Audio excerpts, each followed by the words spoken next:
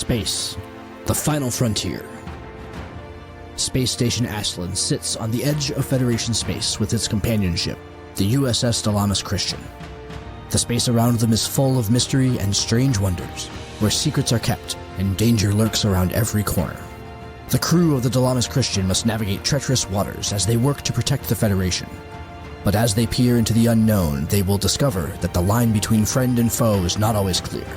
They will be tested like never before and will face challenges that will push them to their limits.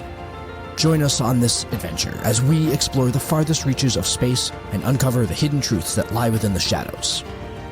Tabletop Journeys presents Star Trek: Preservations.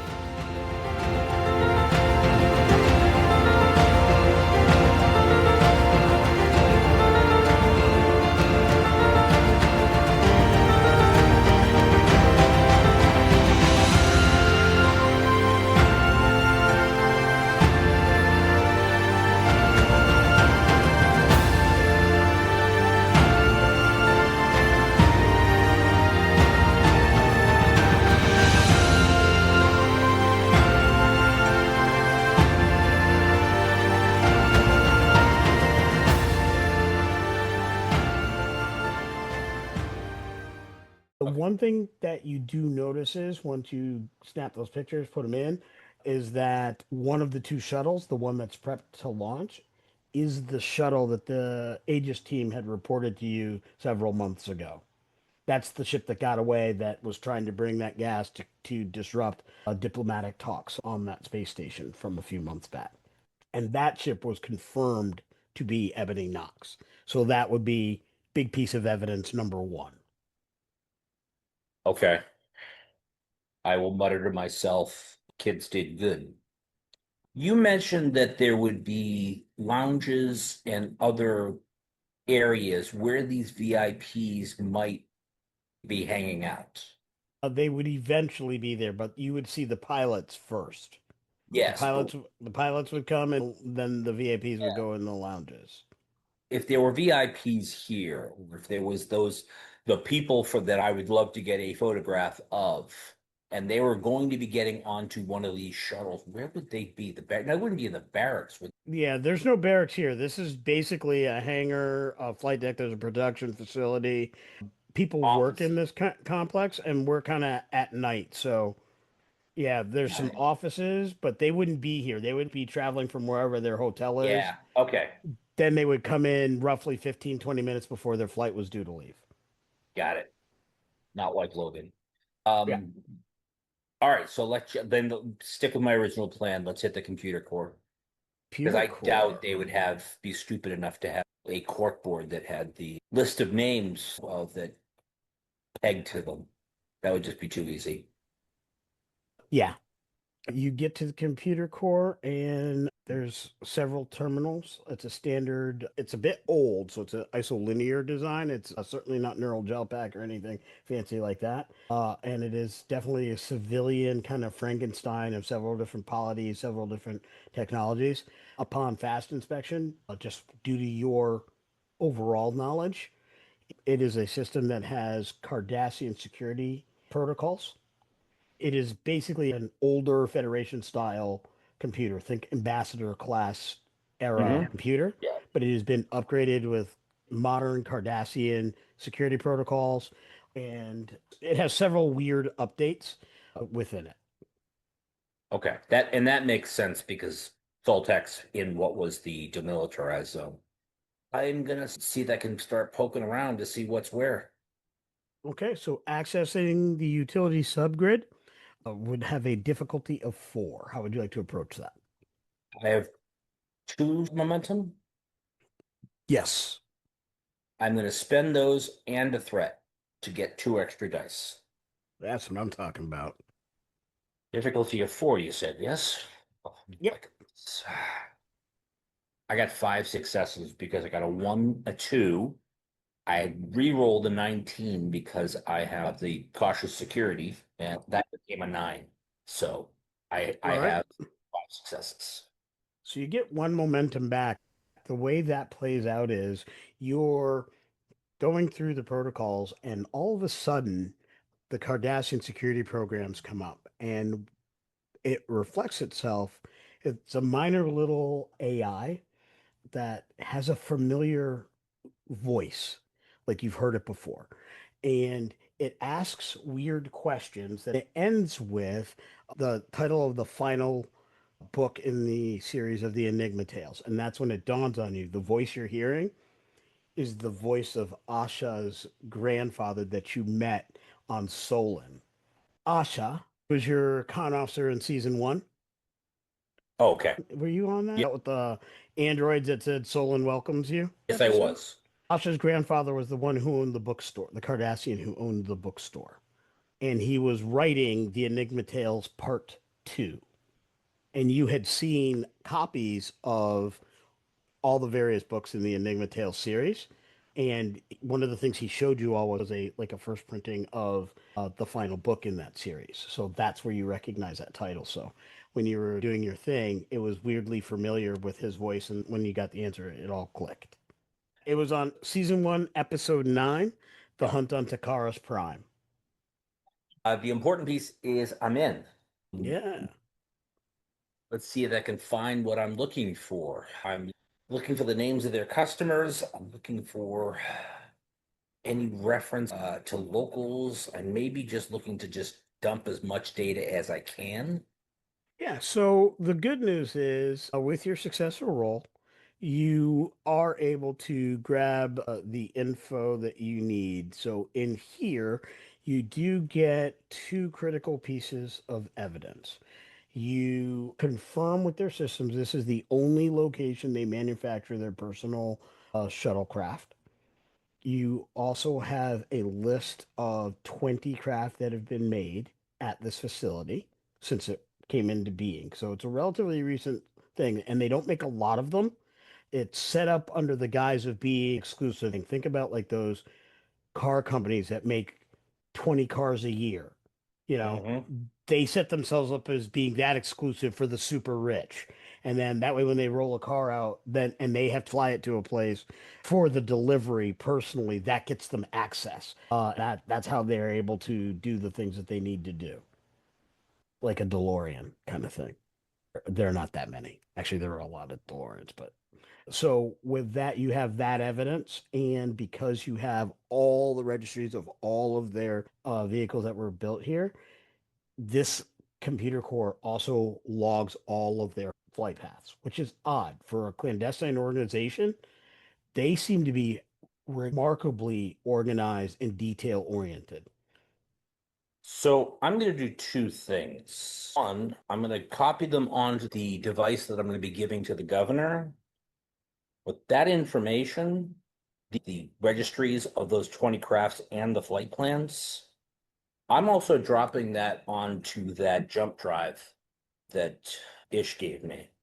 Gotcha. I'm going to be like keeping that because I think that's going to be really helpful to us in trying to track down what's going on with this conspiracy because I don't know how much the Ebony Ox is involved with the conspiracy group, but there's probably some pieces because they hired that guy Bradley.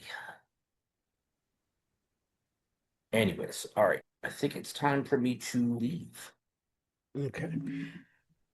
And I'm going to say that I'm going to go out more or less the same way that I did. Maybe not the exact same gate, but the same way because I'm not going to follow my impulse to steal one of the shuttles. It is at this time you as you're getting ready to put this all back in its original configuration and kind of back out of the system easy like so that fingerprints aren't there, so to speak. You see the manifest for the next flight. And while it doesn't list names of passengers, it does list titles. And one says senior, one says lieutenant, one says junior. And that's all they have for names there. But what is most important is the cargo manifest is there, and that seems to be blocked. Like that is redacted with a key code, and basically it tells you only senior can access the information as far as what that cargo would be. but it does pinpoint where that cargo is loaded. So when I talked about the storage lockers, it's in one of those storage lockers. So you could hack to find out what it is, or you could actually go and see what it is. Choice is yours. I think it would be safer for me to go see what it is. Okay. No, because I'm already here. All right. I'm going to try to hack. Okay. Difficulty is 4. Complication range, 19 and 20. What's my momentum at? Momentum's at 1. I got 5 successes last time. I didn't get any back. Yeah, you got. It was 4. It wasn't a 4, was it? Yeah, was it but you had. Yeah, it was difficult. The last one was difficulty 4 also. So you got 1 back. You spent 1, got 1. Okay. This is a difficulty 4 as well. Yep. Damn it, I'm gonna have to spend 2 threat and 1 momentum to get the 4. Yes, sir. We said this was security and daring, right? No. This could be reason security. This could be All of those, yeah. All 3 of those are 8s for me. So it was a 13. I should have figured it out ahead of time, but it was a 13, which was so I just make 4, and only because one of the dice was a 1. Ooh, excellent. I was like, so you hit the mark, no momentum. Yeah. And as it reveals the cargo, you find out it's Ish's wife. oh, and she's in a cargo bin right now? Okay. I am not happy. I suspect she's not happy. All right, let's get down there then. Okay. Making your way there, difficulty 3. Oh, I'm sorry. I had because I spent threat, I get an extra momentum. I would like to use it for, let's see. Yeah. Takes 2 to build a trait, but you can ask an additional question if you'd like. That's what I'm trying to think about the question. You now have access of senior, if that helps build any ideas. Can I use that to get the access code to open whatever security is on that particular cargo bin? Absolutely. Okay. Then I will do that. Okay. So you have a difficulty 3 to get to the location without being seen. Then I have to spend a threat. I'm at 4, you're at none. That is, I think that's actually only got 2. Okay.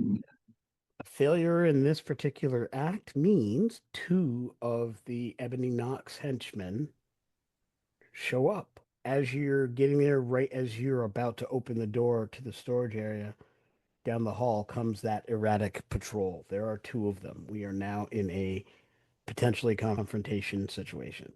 Hey, who goes there? Oh, one of the guards is a human, the other is an Andorian. So this is going to be tough to. So I glare at them. Mean, who goes there? Do you not know who I am? No. Take your hood off. So I throw the hood back and have this look on my face. That should be enough. They should recognize who the hell I am. Hopefully they don't. But that's the stance that I'm taking. The full-on Andorian arrogant, let that flag fly.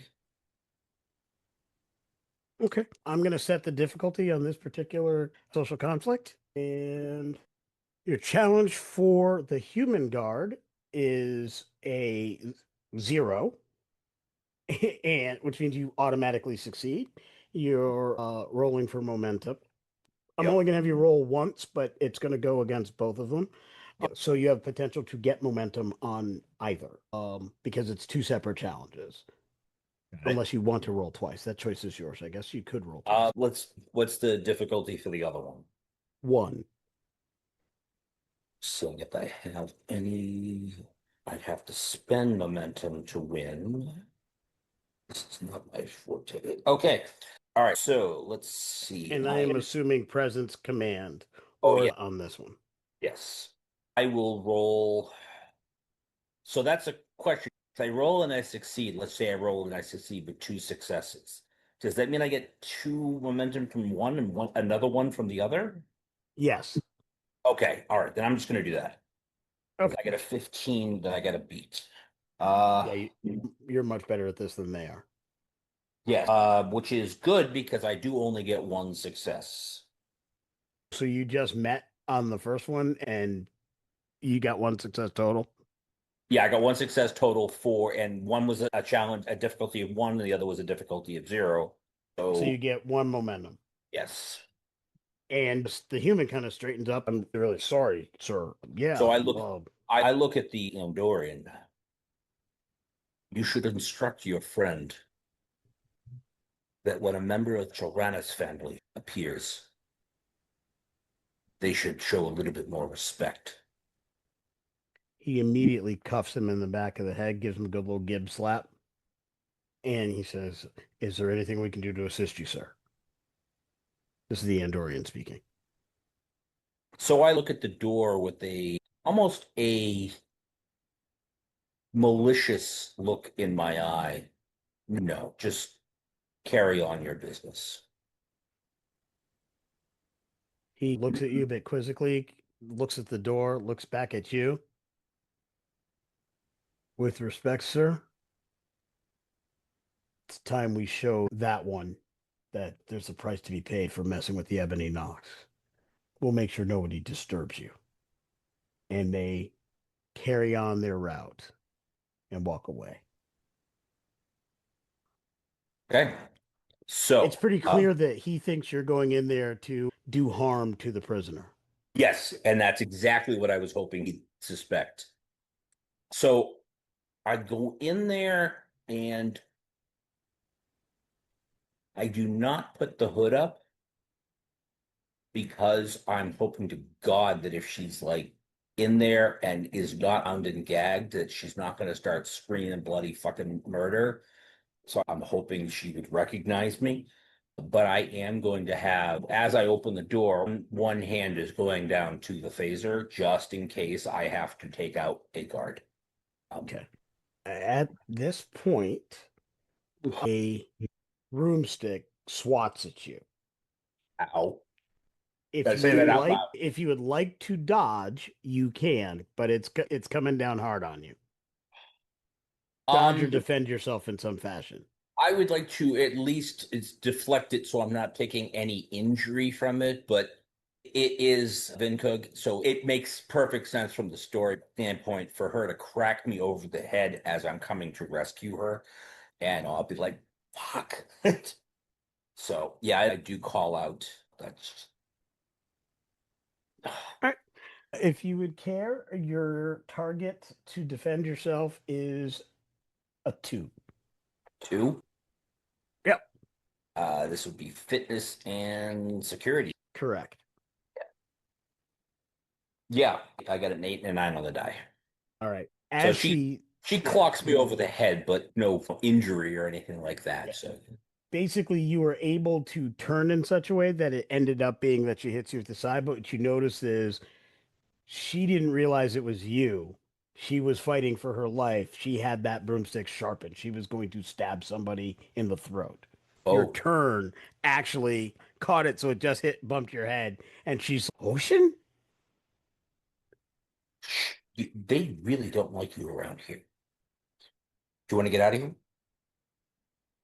"I'm keeping the broom." Yeah, I'm good with that.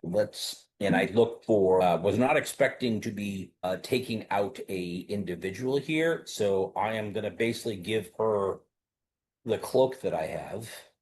Okay. Because, a Tellarite walking around in this area. That's right, they're Tellarites, right? I know Ish is. I don't recall if we. Oh, they would both be Tellarites. Okay. Yeah. Yep. There's a few Star Trek species names that start with T, and my brain messes them up a lot. So yes, we'll see if I can find something in one of the lockers or whatever that I can use to just cover myself or whatnot with, but the big hood is probably the best for her. Yep. So she puts that on. She takes her bindings and ties it around so it's off the floor because Tellards are a bit shorter than your average Yeah. Andorian.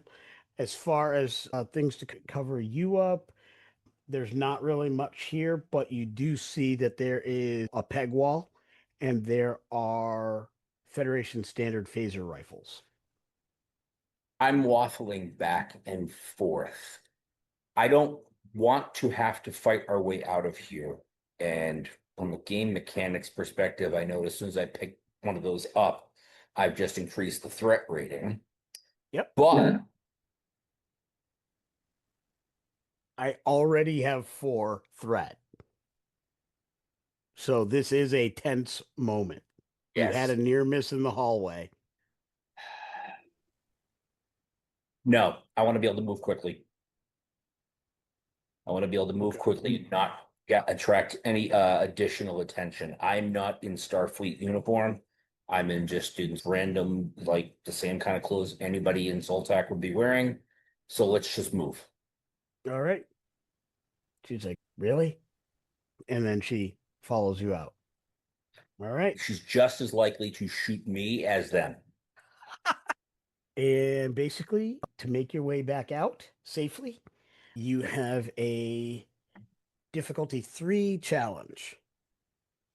And I am going to spend momentum to make the complication range 17, 18, and 19, Okay. 19 right. and 20. It All is right. And I have on it. like Donkey Kong. Yeah. And do I have a momentum? You have 1. I'm going to use it to get that extra die. And the difficulty you said is just 2 or 3? 3. Difficulty is 3. And we are doing security fitness, I think. Generally, it could be control security, could be fitness security. I'll do control security because I'm not only doing it for myself, I'm directing her. So yes, that makes more sense. Is she going to need to make a roll or anything like that? Oh, yes, she's absolutely going to have to make a roll. Okay, because I have the focus lead by example. That they changed that, and this is not what it was. It's a focus. So I have the focus for this, but that doesn't directly help her. I think on the first edition it had a different function. And I also think it was a talent back then. So I'm gonna have to look at that. I don't know why it's there, but regardless, I have it as a focus right now. And it's a good thing I spent momentum so I can reroll the 18. So that is 4 successes. All right. And her roll. And I can have her use that momentum. You could if you like. I would. So you said 4, so that's 1 momentum, and you're going to have her use that to get a die. Yes. And she is. And actually, hold on a sec. Wait, no, I am not. I am going to use my talent, collaboration security. Whenever an ally attempts a task using security, I can spend the momentum to use my score for the discipline and one of my focuses. So she's rolling my numbers, which is a 17. So she gets your attribute and your department, or does she only get your department? Because discipline is what is now department. So that sounds like she only gets your security, but she still has her attribute. And one of my focuses. Yeah, sorry. Yeah, so she's going to get the focus and the discipline. Yes. Okay. Sorry. All right. So your security is 5? Yes, my security is 5. Okay. And she's going to use insight because she's basically intuiting what you want her to do in this case and her way out. That's going to be a 15 plus your focus. Oh. She has 2 successes. Oh. With that critical. However, that natural 20 is not doing you any favors. So she not only failed the task because she didn't get the 3, she also created a complication. And I think you know what that complication is. Yeah. You get out of the building, you get around the corner, and then one of the patrols say, "Hey, you were by yourself earlier." And they draw weapons. Hold. Yeah. I will try to hit them. I'm gonna shoot them. You're going to shoot first? Yeah. 2 threat right off the rip. Thank you. Appreciate you. The Andorian is around a corner. He's got his weapon drawn. He's in a kind of semi-covered position, so it's a 3 to hit him. The other one's out in the open. You've got one that's out in the open, the other one that's around the corner. You're gonna have to walk me through some of this because the last time I was in like personal combat was way back in the 20 days. Yeah. And there was something that they were doing with the phasers to make them like not only like stunning people, but they had an area. Yeah. Let me check the current book. It was a wide setting, is what that was. Let me check the tech guide to see if that is still an option in 2E, because I do not honestly recall. So we're going to flip to weapons and tactical gear. So type 2 phaser has stunned and deadly and ranged. Basically, if you do a wide setting, you would have to do that up front. Basically, it's like set your phasers to X, Y, or Z. You can adjust the setting to make it do a thing. So if you wanted to take your turn to adjust the setting, you could then put it on wide. But if it wasn't already set that way, then you would not be able to do that. And it's assumed that Federation phasers are always stun first, not kill. Yes, that was never in question. I'm just gonna zap one of them then. Okay. All right. Are you going to go for the one in the open or the one that's undercover? It's 3 to hit the one undercover, and it's 2 to hit the one that's in the open. Let's hit the one that's out in the open first. Okay. All right, yeah. And you said 2, you said? Correct. Okay, and that is control and security. Yep. I have 2 threat. You have 0 momentum. Yep. Okay, so that is 2 successes. All right. You hit him, doing 4 stun damage, and he falls down. Okay. You have no momentum, correct? Correct. Can I spend a determination to hold the initiative? I believe that's fair. What is the value that you're utilizing, and how are you utilizing it? We stand as an example. I am putting my life at risk for a innocent individual. I will accept that. You may maintain the initiative. That would make it her turn. Oh, would it? Okay. Yep. Yeah. Because she's on your side, so. Yes. And she throws the broomstick. Sharp end pointed. She basically tries to launch a spear. So for her, that's going to be fitness security.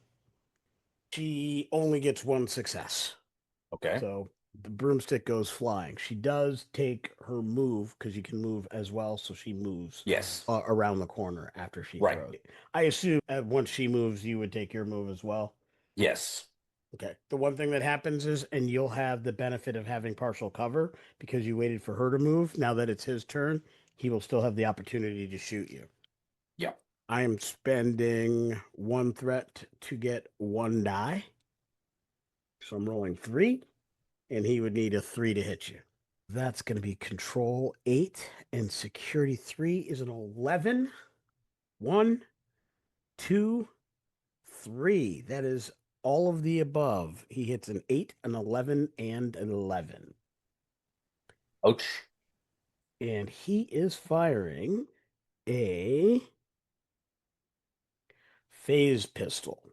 So real old school tech. His is also on stun.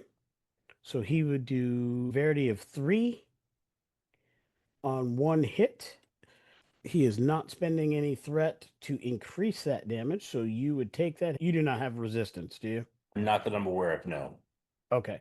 So you would take an injury unless you want to spend momentum or use a determination to avoid. Don't have either. Oh, all right. Yeah, so I get shot. Yeah. Yeah, so you have an injury. Yeah. And take 3 stress. And you can continue your maneuver because you're a real character, so you don't fall down on 1 hit.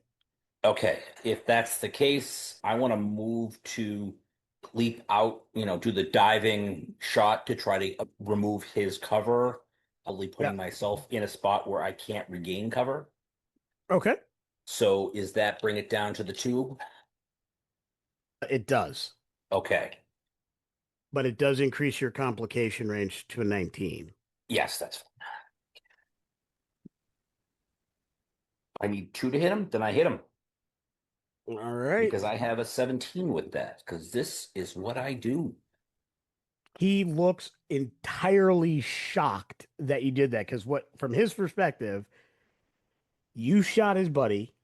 He goes to take aim on you to shoot you, and all of a sudden this broom comes past him, so he kind of shifts his head to the side, doesn't actually hit him. Then he shoots. You dive, taking a hit, but you kind of like went behind a container and then came right back out when he thought he was about to be giving chase. You just turned on a dime undercover and came out and fired at him while doing your John McClane thing. And he's like, "What?"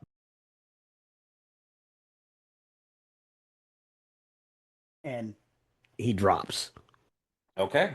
And she looks at you. She's like, "You can't even do a rescue without getting shot?" So I just look at her, at least I have both my eyes. And yeah, I will grumble and just move to, we got to get out of here kind of motion. Okay. And And yeah. with that, you successfully extricate yourself from the facility. You are undercover and you see, looks like a ground tram of some kind pull into the facility. And it does look like those are the VIPs that are going there. So you are definitely in a situation where things could get rough quickly. We are out of this scene. There's no momentum to change hands. You have successfully gathered the intel. You have rescued Isha's wife. How would you like to exit the immediate situation? So we will make our way back to wherever it was that I was doing the stakeout from. I imagine that whatever transport I had to get there, either I didn't need transport to get there or I had bike stashed or whatnot, Yep. we would take that back. Okay. And I would probably, you know what? I would look at her as we're going back into the outpost proper and just say, "You're not wanted for anything, are you?" By them, yes. Anybody else? No. I leave the being wanted thing to you and Ish. I've never been. Oh, yes, I know. You haven't been wanted in quite some time. So I go straight to basically the Federation, the governor's estate, whatever, and just make sure that I identify myself. I get protection around her, and So then she will stop you and say, "We can't stay here. We got to get off world." okay. So Can't your why? people pick you up? This is completely off the books. Do you have a way off world? I do. Let, And we're gonna have let's to get just my go. husband and we're going to go. Yeah. We will go and collect Ish and grab the shuttle that I have and beat feet out. Okay. As you are headed, you get him from the duty free shop. Like you go through, do the normal things. You're able to get through that pretty easily because you have a ship there or whatever. And she actually has papers to leave. And in fact, the security person at the starport says, "You were supposed to leave over a year ago. Didn't you? Why didn't you leave?" She's like, "I was trying to." And so you get through when you're passing the shop. Ish sees you and you see him duck down behind the counter, grab 2 bags, and he comes out. And then he takes off his eye patch and he sees this boy who's going on a starliner that's on a hyperwarp liner with his family going to Earth. to see the Zephram Cochrane theme park, and he puts the patch on and goes, I've heard that when you go to the site of first contact, they love it when you say you're a pirate and go, ah. And the little boy's like, that will be so cool. And his parents are a little giddy and happy that he's happy. And then you all get in your shuttle. And he's like, that will keep them guessing for a hot minute. All right. As soon as we are clear, I am going to let Ish deal with the outgoing. Like basically, when we're asked to identify ourselves heading out, when we go out past the space station, he's going to be the one that identifies himself because we do not want my name to flag the system again. Okay. So he does that. Ish will make a roll. You can assist, however, because there is a bit of a security issue. And first, I'm going to roll for the lieutenant who is trying to be very good at his job. Okay. So I've set the difficulty at 2. Ish is going to roll. He is going to use one of his momentum to get an extra die because he's a major NPC, so he has his own momentum. He has his 2. He also has a complication. Would you care to assist? Because if you happen to get a critical, you could actually get rid of that complication. Oh, okay. Yeah, I will try to assist. I do not get a critical. Okay. And would you care to roll for the Fenrir? Because if it would have the ability to assist, and it would be assisting with comms and command. It'd be 9 or better. Did we give it traits? Not anyone that would help. It's a success, but that's it. Okay. So there is 1 momentum for the pool, and the screen says civilian shuttle. Before you are authorized to power to warp, I need to know who's aboard. I show 3 life signs. 2 Tellarite, 1 Andorian. Who's leaving? I give them. Whose name will I give them? I will give him the name of another Starfleet officer that is an Andorian. Okay. Oh, have a great flight, sir. Enjoy your trip. And with that, you full impulse away from the station, and when you reach safe distance, go to warp. As you are at warp, you see the starfields zipping by. You're at standard cruising speed for this vessel. Ish says to you, goes, and he's being very affectionate with his wife, not overly, but he's clearly they've been separated. Yeah, they haven't seen each other in a little bit.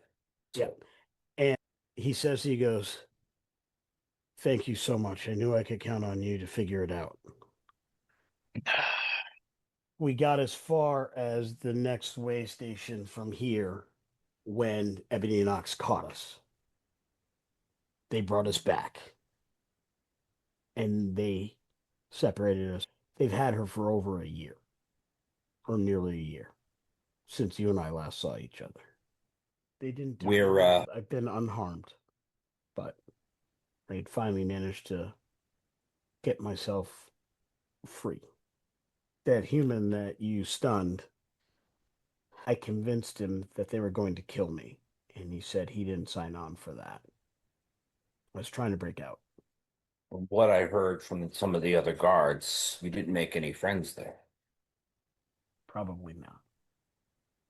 So with that, the camera pans out of the shuttle forward, so you see the 3 of them in the cockpit of the shuttle through the front glass of the ship, and then it goes behind, kind of like drifts behind, and then the shuttle carries on, and the episode comes to a close.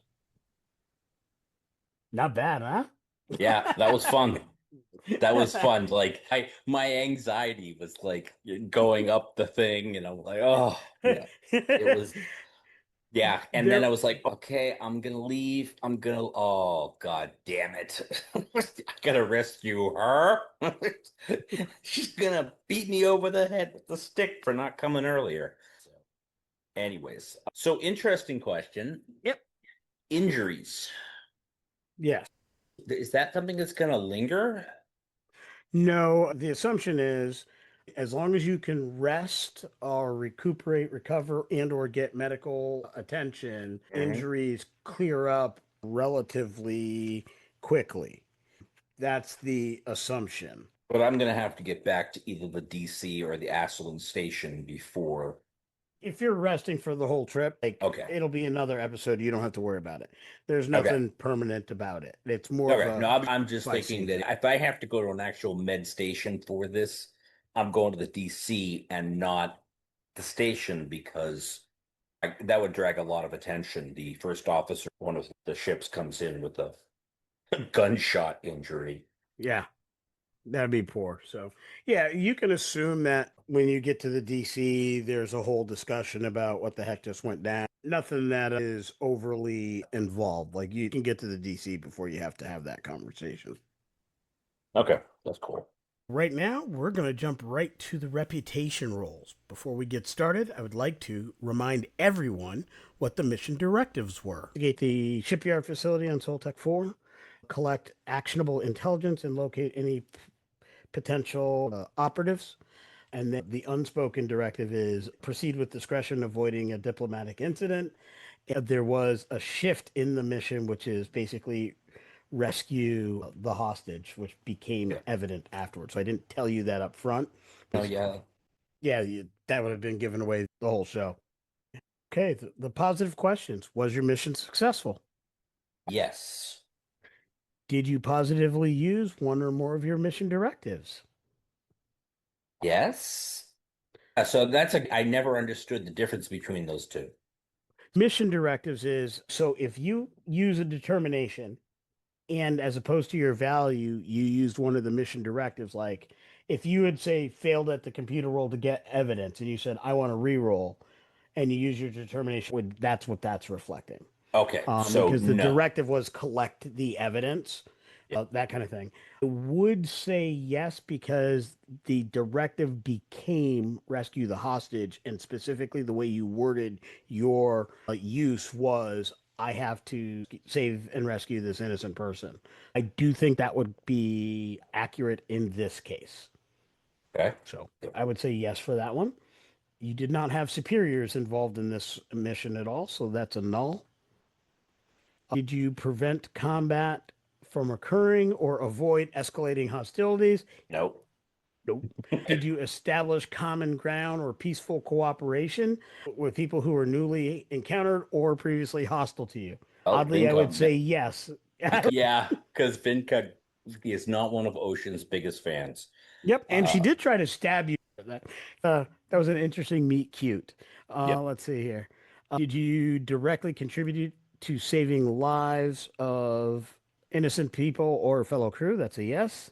And did you take all reasonable action to render aid to those in urgent need or distress? Also a yes. Yes. For your negative questions, was your mission a failure? Nope.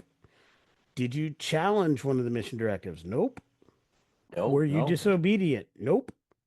Were personnel killed? Nope. Did you employ force to any ends other than defensive ship and crew? That would be a no. Did you employ lethal force? Also a no. Did you take unnecessary risks? I think your risks were fairly necessary. I would say because you're a sure shot and there was one more, like the whole dive back as opposed to keep running and dodging, that's questionable. But either way, you were likely to be being shot at. So I don't think that goes to unnecessary. Did you cause or allow no innocent lives were lost? Did you lie, cheat, threaten, or coerce? So yeah, you lied. I lied. Oh. Yeah, you lie like a rug. They call you Ocean Pants on Fire. Yeah. And did you permit a colleague to or subordinate to act unethically? No. So it looks like that's just a 1 on the negatives. And then 5 positive. Okay, so you have for your roll yourself, your target number is going to be 7 plus your reputation. Your difficulty is going to be 1, and your dice pool is going to be the number of positives. So 5 dice, 1 difficulty. All right, 5 dice, 1 difficulty. I'm trying for 12. Ooh, there's no criticals or anything like that for that, is there? Yes, anything under your reputation is a critical. Okay, so that is 5 successes. Okay, so 5 Good. successes is Yeah. 5 acclaim. And how would you like to spend your acclaim, my friend? Wow. I'm looking at the list, and there's not really a lot that. My reputation's already a 5. Okay, so yeah, you Can't need do 6. that. Yeah, I can't go to 6 because I would need 6 for that. Let's see, can't commend. It doesn't count. Promotion, no. I would say if you wanted to gain favor because you are turning in information, you mentioned providing it to the governor so they can execute their arrests Yes. and such and shut that down. I would say gaining favor with the provisional governor of Soltec 4, that would work. I think 4 would be absolutely correct there. So this would be a high-ranking figure, so that would be 2, right? No, for a foreign ambassador, because yeah, the Would governor would she? be, Okay. yeah, she would qualify at that level. She's basically in charge of a planet, effectively. It's a colony on a planet, but that's yeah. So But that's at that level. Now, if you wanted to do 3, you could put it as her security chief or what have you, the person who's basically handling the prosecution, yeah, and that leave you seems with 2 for something that else. you know what though? Let's do this. Let's go with the 4 for the provisional governor. Yep. And the last point will be gaining favor with Lieutenant Claude. Okay. So, I dig it. yeah. Not too bad. Not too bad. That was fun. All right. Yeah. Ladies and gentlemen, thank you for joining us here, Tabletop Journeys and Star Trek Preservations.